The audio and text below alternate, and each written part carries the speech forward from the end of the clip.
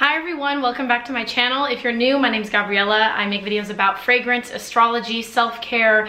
I do vlogs, mental health, and basically whatever else I feel like talking about. So if that sounds like your jam, please stick around and subscribe. Are these? Yeah, not evenly spaced. That's gonna annoy me. Okay, so today's video, as you can see by the title, is gonna be an autumn book haul. And I really wanted to get in an autumn outfit, but listen, it is still like, it feels like 90 degrees in LA. So you're gonna have to deal with my tank top and denim shorts situation, but it is what it is, okay? We're keeping it real. So today I went to VROMAN'S. It's a bookstore in Pasadena, California. It's about 15 minutes from my house. I've been going there for several years now, and I saw through someone I follow that they are in danger of closing because of the impact of COVID. So I went over there to show my support, to grab some books. Always, it's never a problem for me to go book shopping. I love it, and it felt more intentional than ordering from Amazon and things like that. So if you guys are in the area, go check out VROMAN'S. They not only have books, but they have decor, a whole home emporium section, stationery, journals, Halloween decorations galore. It's just a fantasy land. It's amazing. So check it out and go if you're in the area and show your support for a local business that I really don't want to see leave. But I got 6 books and let's jump into them. I got 3 fiction and 3 nonfiction. So the 3 nonfiction, I got a book called Cleaning Sucks, an Unfuck Your Habitat Guided Journal for Less Mess, Less Stress, and a Home You Don't Hate by Rachel Hoffman. I love journals. I hate cleaning, but I love a clean home. So I feel like my cleaning has already gotten better over this like last 6-7 months in lockdown because I've had to be home. I've had the time to clean. So my home is a lot more clean than it used to be, say, last year. I really like amped up my standards, but I still could use a little help. So I'm excited to start using this journal. An introduction. It says things to think about. What do you want from your home? Why can't you get it? How can you get started? What's your end game? How does your home make you feel? And then you start learning the basics, 20-minute sprints, which is something I like doing, helping you be less stressed the next morning, little things you can do. So yeah, I'm excited to use this. Like I've mentioned before, I love lists, I love tasks, I love people telling me what to do. I mean, not unsolicited, okay? Like, don't tell me what to do in my comments. I'm saying I love when I seek out structure and I can get structure. So, Cleaning Sucks. Another cleaning book is The Complete Book of Clean. VROMAN'S in the front had this whole display of different books, and a lot of them were, it seemed, targeted towards the situation we're in right now. So some of them were like, how to find jobs working from home, cleaning, dealing with anxiety, fun fitness challenges, things like that. This one is The Complete Book of Clean, Tips and Techniques for Your Home by Toni Hammersley. A Bowl Full of Lemons. Is that a blog? I feel like I recognize that. Anyway, it is full of tips about how to clean, checklists, how to care for your kitchen, the best way to clean things, the best way to care for certain materials, how to make things, cleaning materials from things in your pantry. So I'm excited for that.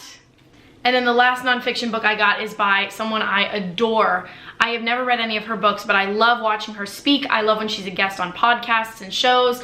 I know that she has a podcast, haven't even listened to that, but it's a book by Esther Perel. She is kind of like a relationship and infidelity and romance and chemistry guru, expert. Yeah, she's a psychotherapist, best-selling author. She's one of today's most insightful and original voices on modern relationships. Okay, she's fluent in 9 languages. Didn't know that. Yeah, she has amazing TED Talks. She's so cool. I adore her. So she wrote this book called Mating in Captivity. I've heard her talk about it a lot. It's an international bestseller, and it is unlocking erotic intelligence. Can we desire what we already have? Does good intimacy always make for hot sex? So it seems like it is kind of how to bring chemistry and passion into relationships, which is something that I feel like as you get older and you date, you realize it's kind of hard. Like if you've had some long-term relationships, you already notice oh, it's like less fun once you guys have been together for a long time. So It's kind of how to improve your relationship. And even though I'm single, I love relationship books. I love romance books. Any insight I can get into making my future relationships better or understanding myself better, why people get bored within relationships, maybe I'll find that out in here. But I love Esther Perel, so I'm sure this book is just gonna really tickle my fancy. My 3 fiction books are these 3. The first one is You Had Me at Hola by Alexis Daria. And this pretty much, the cover was what really got me.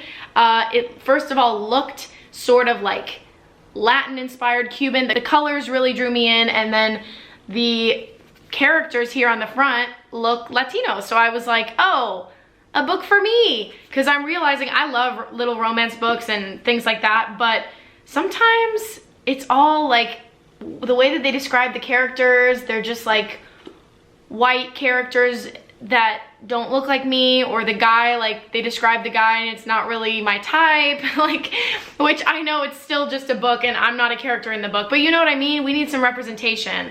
So I'm like, this already looks like a hot couple to me. After a messy public breakup, soap opera darling Jasmine Lynn Rodriguez finds her face splashed across the tabloids. When she returns to New York to star in a new bilingual romantic comedy television show, Jasmine figures her leading lady plan should be easy enough to follow, until a casting shakeup pairs her with telenovela hunk Ashton Suarez. With their careers on the line, they agree to rehearse in private. Okay, I like read the first paragraph and I was like, I'm just getting this, and like this looks so cute. I'm living. So You Had Me at Hola. So I'm excited to read that. The next one is called The Swap.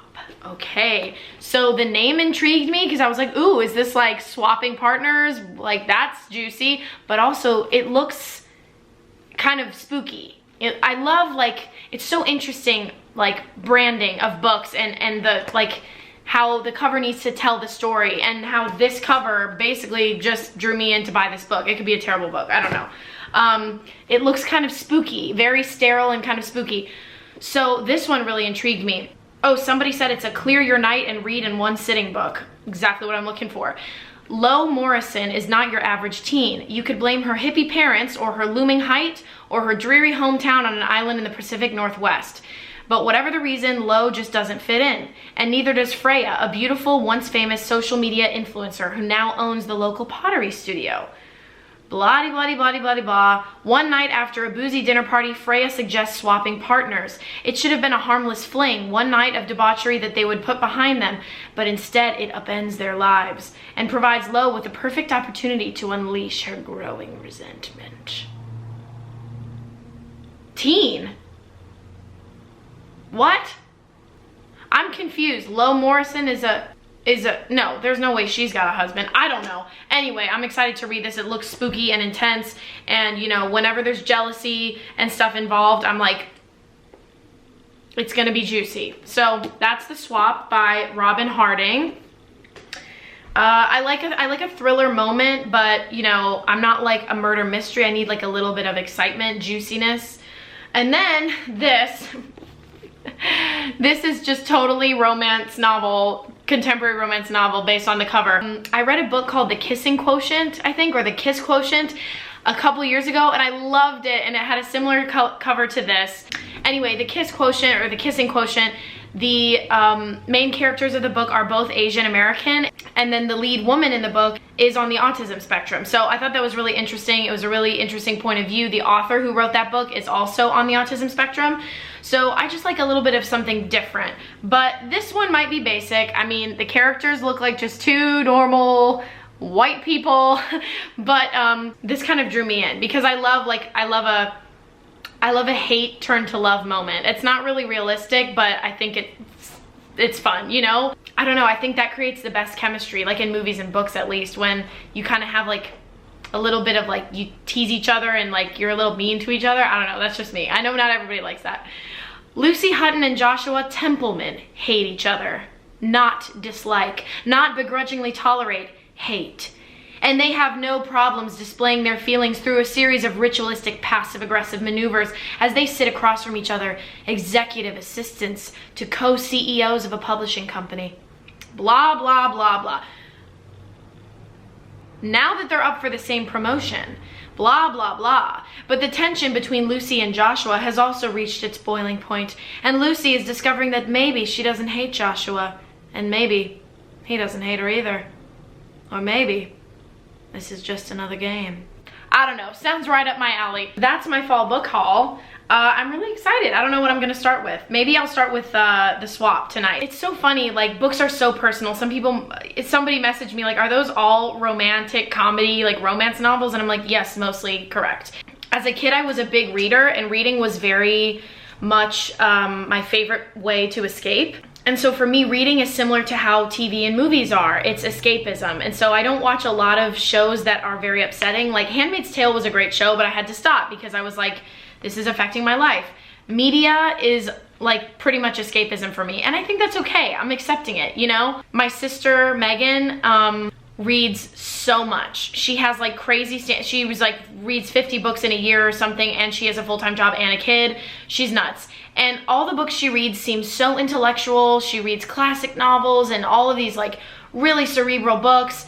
And it's not that I don't feel that I'm smart enough to read or comprehend books like that. I just like some of them genuinely I do not want to read. It's not the way that I would consume that information. I would watch videos or read like articles on, I would say videos and interviews are my favorite way to get information sometimes. Books are more, most of the time, escapes for me or ways to better my life. So that's why I have a lot of, you know, sort of self-help books and then a lot of romance books, and you know what? I don't need to be ashamed of it. So it's interesting. I mean, I feel like we all just need to be accepting of what we enjoy reading, because some of the reasons that I would take big pauses in reading in my life is because I'd buy books that I thought I should be reading or that people would think I was cool for reading, and then I wouldn't read them. And then I picked up books like, what was it, that Anne Rice book, Sleeping Beauty, The Claiming of Sleeping Beauty, I think it's called. And then there's another one, the books by Deborah Harkness, the All Souls trilogy, I believe it's called, but it starts with A Discovery of Witches, and I was absolutely just, it was insatiable, my desire to read those books. Like, I just wanted to consume it all as fast as I could. So just be honest with yourself about what you like to read, and there are certain sections in a bookstore and certain books available for a reason, because there are people like you who like to read those books, and there's nothing wrong with it. But that is my end of September little book haul from VROMAN'S in Pasadena. So yeah, let me know if you guys liked it and I can do more, or if you want to hear what I think about these books, blah-de-blah-de-blah, just let me know. I hope you have an amazing rest of your day, and I will talk to you in my next video. Mwah! Bye guys.